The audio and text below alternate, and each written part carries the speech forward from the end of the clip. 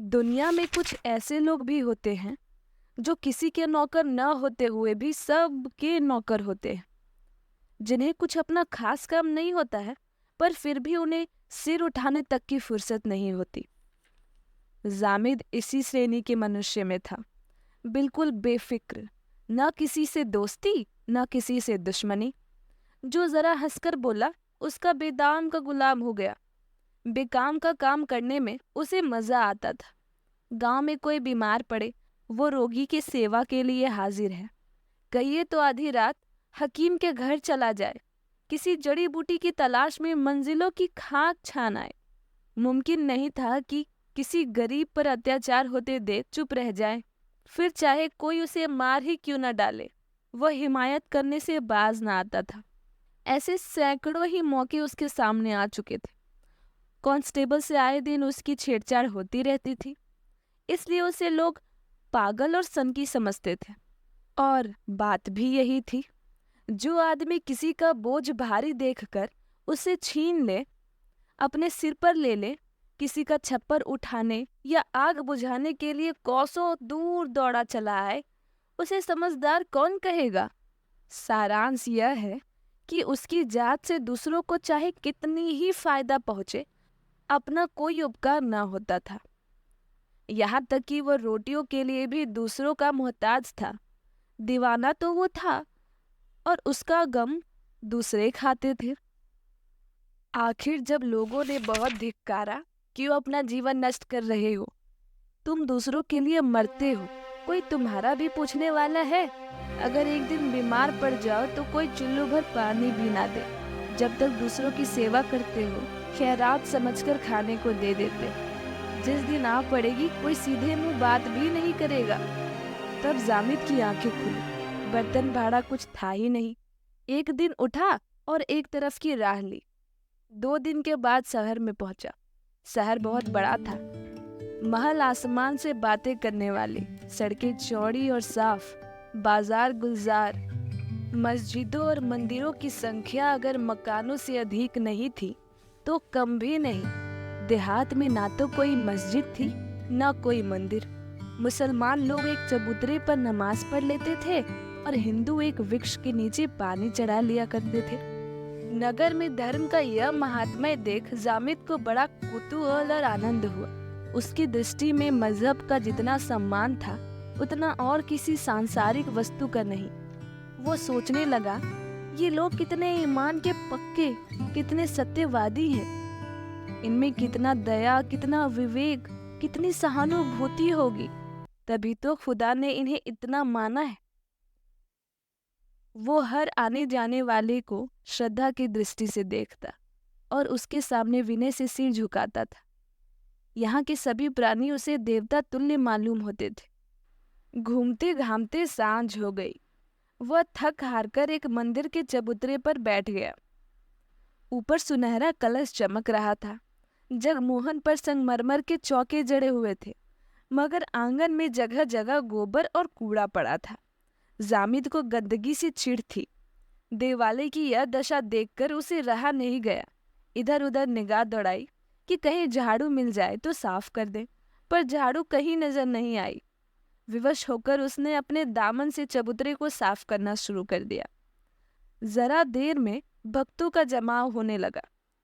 उन्होंने जामिद को चबूतरा साफ करते देखा तो आपस में बातें करने लगे। है तो मुसलमान, मेहतर होगा। नहीं, मेहतर अपने दामन से साफ नहीं करता, कोई पागल मालूम होता है। उधर का भेदिया ना हो। नहीं, चेहरे से बड़ा गरीब मालूम होता है। हसन निजामी का कोई मुरीद होगा। अजी गोबर के लालच से सफाई कर रहा है, कोई भटियारा होगा। गोबर न ले जाना बे, समझा? कहाँ रहता है? परदेसी मुसाफिर हूँ साहब, मुझे गोबर लेकर क्या करना है? ठाकुर जी का मंदिर देखा तो आकर बैठ गया।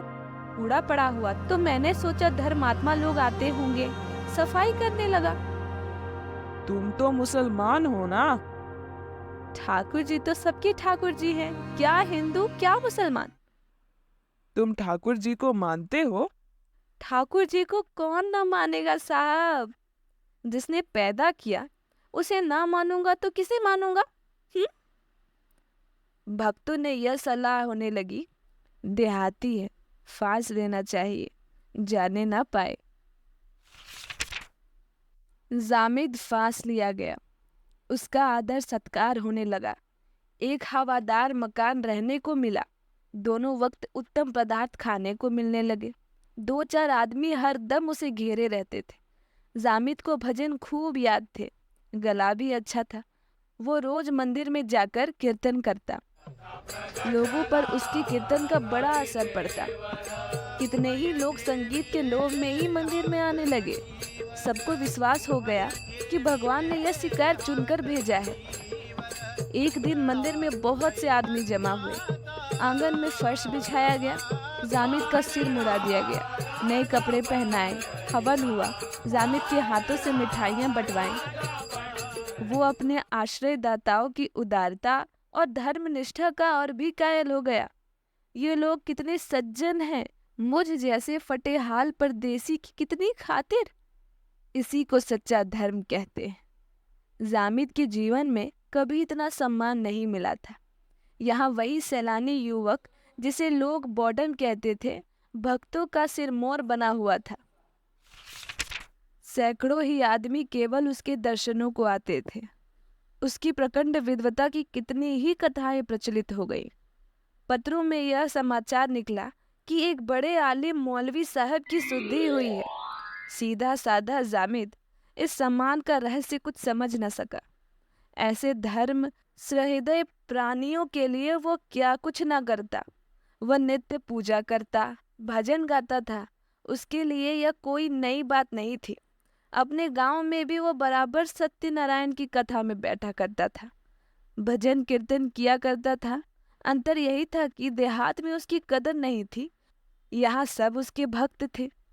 एक दिन जामिद कई भक्तों के साथ बैठा हुआ कोई पुराण पढ़ रहा था तो क्या देखता है कि सामने सड़क पर एक बलिष्ठ युवक माथे पर तिलक लगाए, जनेऊ पहने, एक बूढ़े दुर्बल मनुष्य को मार रहा है। बुढ़ा रोता है, गिड़गिड़ाता है और पैरों पे पड़ पड़ के कहता है कि महाराज मेरा कसूर माफ करो, किंतु तिलकधारी युवक को उस पर जरा भी दया नहीं आती। जामिद का रक्त खौल उठा। ऐसे दृश्य देखकर वो शांत न बैठ सका। तुरंत कूदकर बाहर निकला और युवक के सामने आकर बोला, बुढ़े को क्यों मारते हो भाई? तुम्हें इस पर जरा भी दया नहीं आती? मैं मारते मारते इसकी हड्डियां तोड़ दूंगा। आखिर इसने क्या कसूर किया है, कुछ मालूम भी तो हो। इसकी मुर्गी हमारे घर में घुस गई थी और सारा घर गंदा कराई। तो क्या इसने मुर्गी को सिखा दिया था कि तुम्हारा घर गंदा कराए?